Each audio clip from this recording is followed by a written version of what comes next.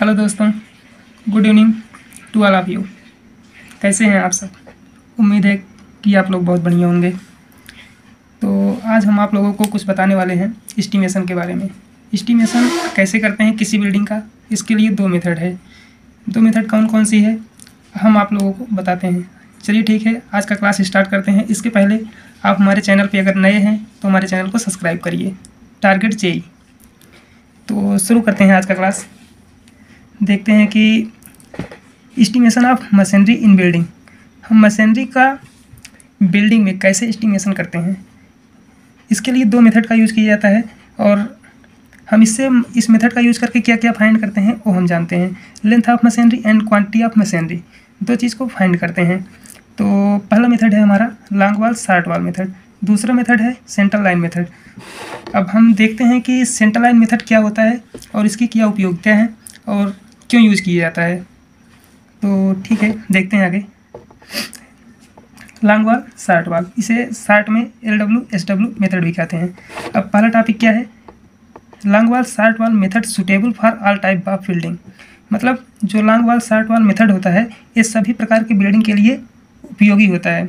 दूसरा क्या है, long wall short wall method more accurate compare to centre line method. मतलब इसका कि लॉन्ग वॉल शॉर्ट वॉल जो मेथड है ये सेंटर लाइन मेथड से काफ़ी ज़्यादा एक्यूरेट मेथड है। फिर तीसरा देखते हैं कि long wall short wall method less suitable for long calculative for circular, semi circular, hexagonal and octagonal type shape of building. इसका मतलब है कि जो long wall short wall method है ये लॉन्ग कैलकुलेटिव है, जिसके लिए इसे लेस सुटेबल हम बोल सकते हैं। और circular, semi circular, hexagonal, octagonal इस टाइप की बिल्डिंग के लिए ये मेथड लेस सुटेबल है। अब क्यों है इसका हम आगे देखते हैं। नेक्स्ट टॉपिक है आपका next line, long wall short wall method applicable if width of wall are not same. यदि किसी बिल्डिंग का विड्थ जो है ये मतलब सेम नहीं है तो ये मेथड अप्लीकेबल होता है। और देखते हैं ये दूसरा मेथड कि in the long wall short wall method length of long wall calculate outer to outer and length of short wall calculate inner to inner.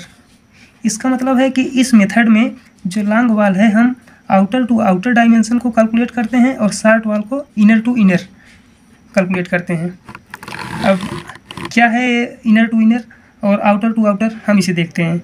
अब आप देख रहे हैं कि ये जो ब्लैक पेन से मतलब खींचा गया है जो वॉल, इसे हम यहाँ से यहाँ तक, मतलब ये आउटर है ये भी आउटर है, यहाँ से यहाँ तक की दूरी को हम कहेंगे लॉन्ग वॉल। और जो ये रेड पेन से दिख रहा है आपको यहाँ से यहाँ तक, तो ये शॉर्ट वॉल है। इस डिस्टेंस को हम शॉर्ट वॉल कहते हैं। और ये जो बीच में ये ड्रा किया गया है ये मतलब सेंटर लाइन है आपका वॉल का, और इसके बीच की दूरी को विड्थ ऑफ वॉल कहते हैं। आगे देखते हैं length of long wall. Length of long wall क्या होती है, centre to centre distance plus width by 2 plus width by 2। अब सेंटर टू सेंटर डिस्टेंस क्या होती है इसमें हम देखते हैं। जैसे ये सेंटर लाइन खींचा गया है किसी वॉल का, तो इसमें यहाँ से यहाँ तक सेंटर टू सेंटर लाइन हो गया।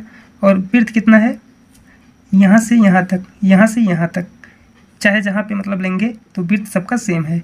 तो यहाँ से यहाँ तक अब कितना छूट रहा है, यहाँ से यहाँ तक, मतलब विड्थ का आधा छूट रहा है इधर और विड्थ का आधा इधर छूट रहा है। तो हम लेंथ ऑफ लॉन्ग वॉल देखते हैं, width by 2 plus width by 2 जो आएगा इस मतलब लेंथ ऑफ लॉन्ग वॉल होगा। आगे देखते हैं length of long wall decrease from foundation to super structure. कहने का मतलब है कि लेंथ ऑफ जो लॉन्ग वॉल होती है ये फाउंडेशन से सुपर स्ट्रक्चर तक पहुंचने में इसका लेंथ जो है कम होता है। अब कैसे कम होता है इसे आगे देखते हैं। Length of centre line no change from foundation to super structure. इसका मतलब क्या है कि सेंटर लाइन जो मेथड है इसमें जो है सुपर स्ट्रक्चर, फाउंडेशन सभी जगहों पे लेंथ हमेशा सेम होता है। हम इसे देखते हैं अगले वाले मेथड में, मतलब सेंटर लाइन मेथड में। और अब ये देखते हैं next point, length of short wall क्या होता है। Length of short wall centre to centre distance of short wall minus width by 2 minus width by 2। ये क्या होता है यहाँ से देखते हैं। कि जो ये शार्ट वाल है, शार्ट वाल का सेंटर टू सेंटर डिस्टेंस इतना हुआ। चूँकि हम यहाँ से यहाँ तक जो रेड पेन से खींचा गया है, यहाँ से यहाँ तक हम शार्ट वाल जानते हैं, बट इसमें इसका मतलब इस जो दीवार की थिकनेस है इसमें से आधा इधर जोड़ा गया है, इधर जोड़ा गया है, तो इसको हम घटाएंगे तो शार्ट वाल आएगा। तो वही लिखा गया है centre to centre distance minus width by 2 minus width by 2।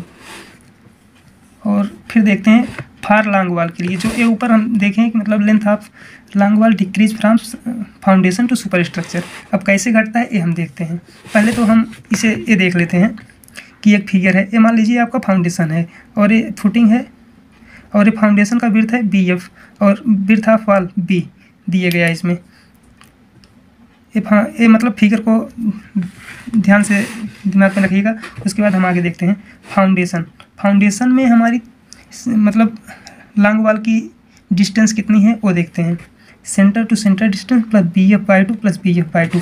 जो फार्मूला यही है आपका, centre to centre width by 2 width by 2। यहाँ पे BF क्यों लिख दिया गया है, क्योंकि हम फाउंडेशन से अभी सेंटर लाइन की डिस्टेंस फाइंड कर रहे हैं। तो ये मोर होगा क्योंकि BF जो है B से ज़्यादा है, ये जो BF है ये B से काफ़ी ज़्यादा है, तो ये मोर होगा। और सुपर स्ट्रक्चर में सेंटर टू सेंटर डिस्टेंस चूँकि विड्थ इसकी B है तो B by 2 plus B by 2 LS हुआ, इसके कंपेरिजन में LS हुआ। तो इसलिए कहा गया है कि ये वाला जो पॉइंट दिया गया है, length of long wall decrease from foundation to super structure. अब समझ में आ गया होगा क्यों कहा गया है। फिर उसके बाद देखते हैं length of short wall increase from foundation to super structure. अब ये देखते हैं, ध्यान से देखिएगा इसे, length of short wall increase from foundation to super structure. अब चूँकि ये जो पॉइंट है इसमें डिक्रीज हो रहा है, इसमें इंक्रीज हो रहा है, क्यों हो रहा है हम इसे आगे देखते हैं। पहला पॉइंट फॉर फाउंडेशन के लिए जो कहा गया है कि centre to centre distance minus BF by 2 minus BF by 2। Formula चूँकि सेम है, यही वाला फार्मूला सेम है कि लेंथ ऑफ शार्ट वाल बराबर centre to centre distance minus width by 2 minus width by 2।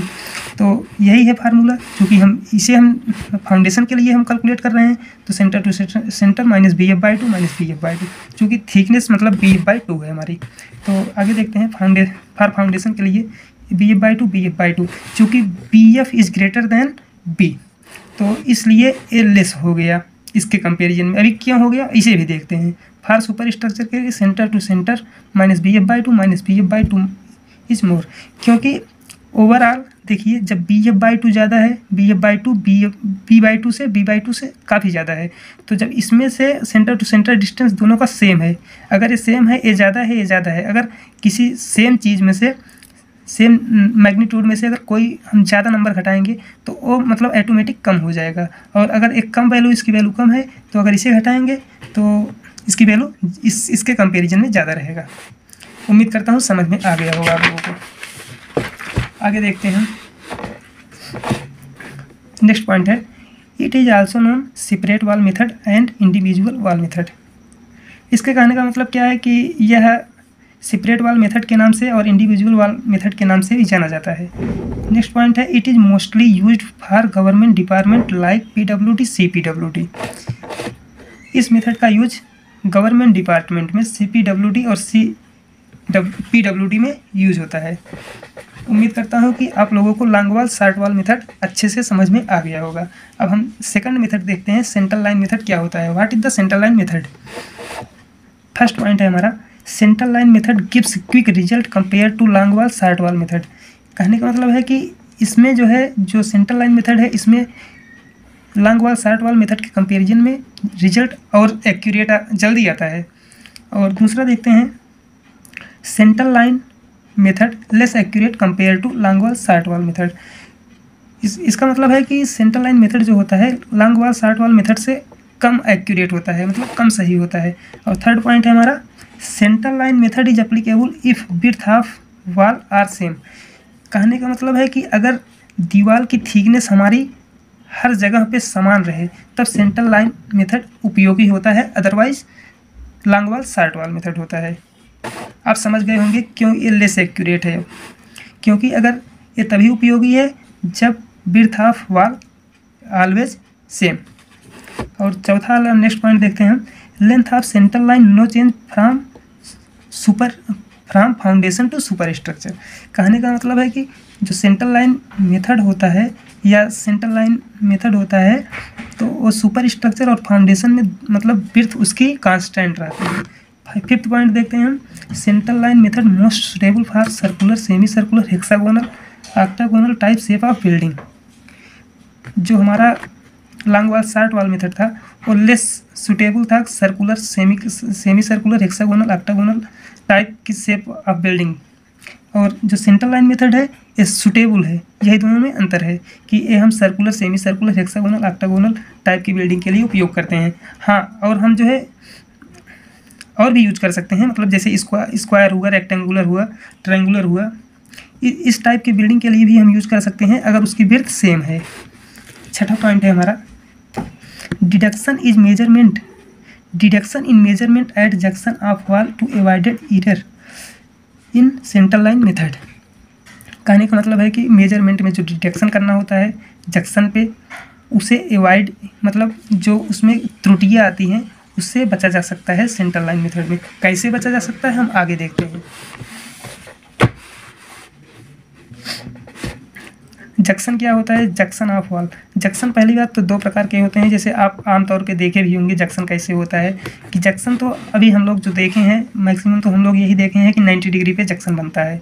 जैसे कोई दीवार है तो वो जो मतलब बनती है तो हमारा जो रूम बना है तो इसमें मतलब रेक्टेंगुलर है या तो स्क्वायर है, तो बस यही दो होता है, तो वो मतलब जो 90 डिग्री पे ही जंक्शन बनता है। और दूसरा होता है एक सीक्वेंट एंगल, जो 90 डिग्री नहीं होता है, 90 डिग्री से ऊपर हो या उससे कम हो तो उससे सीक्वेंट जंक्शन कहते हैं। अब junction are divided in 3 types. Junction 3 प्रकार में बांटा गया है जो 90 डिग्री पे काटता है, अर्थात नॉर्मल जंक्शन। यल जंक्शन होता है, यल जंक्शन ये होता है, ऐसे गया एक वाले है एक वाले है, तो 90 डिग्री पर अगर काटा तो ये आपका यल जंक्शन हुआ। टी जंक्शन क्या है? जैसे एक वाल है, एक वाल ऐसे गई है, दूसरी वाल ऐसी गई है, तो ये 290 डिग्री बन रहा है तो टी जंक्शन हुआ। क्रॉस सेक्शन हुआ, क्रॉस सेक्शन माने कि एक वाल ऐसे गई है, दूसरी वाल ऐसे गई है काटते हुए, तो इसे हम क्रॉस सेक्शन कहते हैं। अब यल जंक्शन देखते हैं। यल जंक्शन क्या होता है? एक दीवार ए है, एक दीवार ए है, ये लॉन्ग वाल है, शॉर्ट वाल है। चूँकि हम देखते हैं कि क्वांटिटी ऑफ मशीनरी मतलब volume of machinery, wall, length, width, height, इतना देखते हैं। फिर उसके बाद देखते हैं कि length of wall according to long wall short wall method.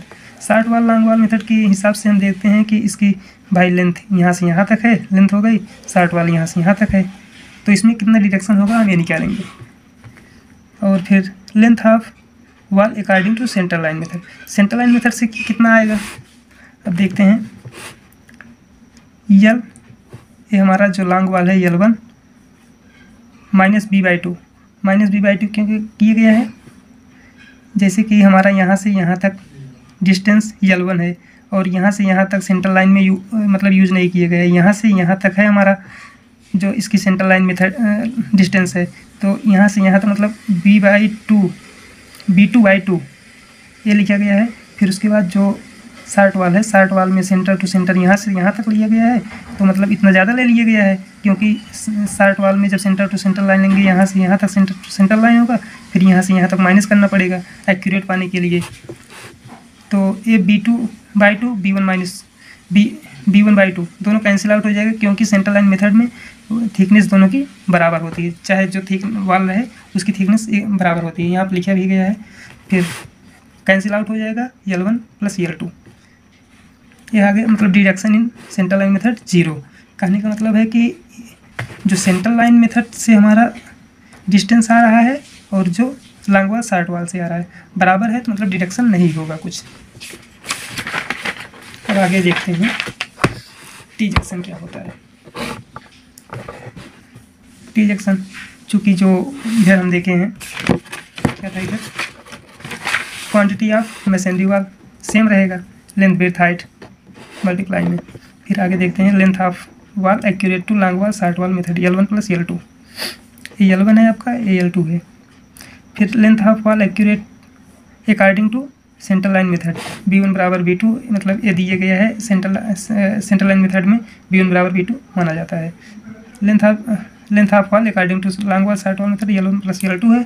फिर सेंट्रल लाइन में हम देखते हैं कितना आता है L1, चूँकि हम L1 यहाँ से यहाँ तक, ये सेंट्रल लाइन ठीक है, हाँ इतना ले लिया गया है सेंटर टू सेंटर लाइन, यहाँ से यहाँ तक। फिर उसके बाद जो ए है यहाँ से यहाँ तक, सेंटर टू सेंटर लाइन यहाँ से यहाँ तक जो L2 है, चूँकि हमारा डिस्टेंस L2 जो यहीं पे है, लेकिन सेंट्रल लाइन अगर हम देखते हैं सेंट्रल लाइन डिस्टेंस तो यहाँ से यहाँ तक है, तो मतलब इसकी बिर्थ का आधा जोड़ लिया गया है, तो ये मतलब हाफ बिर्थ हाफ वाल।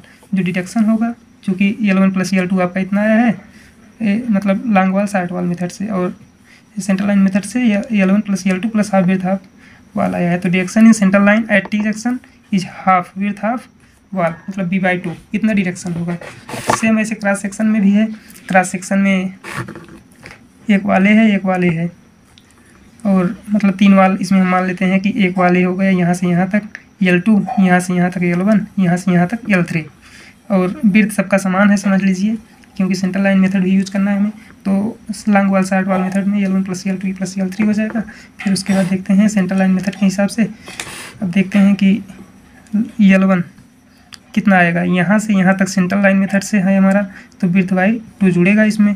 फिर उसके बाद L2 है, L2 में कोई डिडक्शन या कोई मतलब सेंट्रल लाइन यहाँ से यहाँ तक है ही, तो हम L2 डायरेक्ट लिखते हैं। L3 में सेम कंडीशन है, यहाँ से यहाँ तक है, तो पूरा अगर हम जोड़ते हैं तो L1 प्लस L2 प्लस ये L3, और ये B/2 ये मतलब सेम हो जाता है, जुड़ जाता है, तो मतलब B/2 अगर जोड़ेंगे तो B आ जाएगा।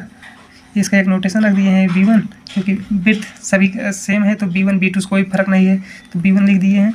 फिर डिडक्शन इंटीजेक्शन, मतलब इतना ज़्यादा आया है लॉन्ग वाल शार्ट वाल से, तो डिडक्शन B क्या होगा, मतलब बिर्थ ऑफ वाल। हम एक जगह हम देख लेते हैं इसे कि जंक्शन डिडक्शन, अगर L जंक्शन है तो नो डिडक्शन है, अगर T जंक्शन है डिडक्शन B/2 है, अगर क्रॉस जंक्शन है तो डिडक्शन B है। तो उम्मीद करता हूँ कि वीडियो अच्छा लगा होगा, अगर अच्छा लगा हो तो सब्सक्राइब करिए, अगर ना लगा हो फिर भी सब्सक्राइब करिए, और कमेंट करिए कि कैसा लगा आपको वीडियो, और हमें बताइए। और अगर और किसी टॉपिक पे आपको वीडियो चाहिए तो ज़रूर ही कमेंट बॉक्स में कमेंट करिएगा। Thank you.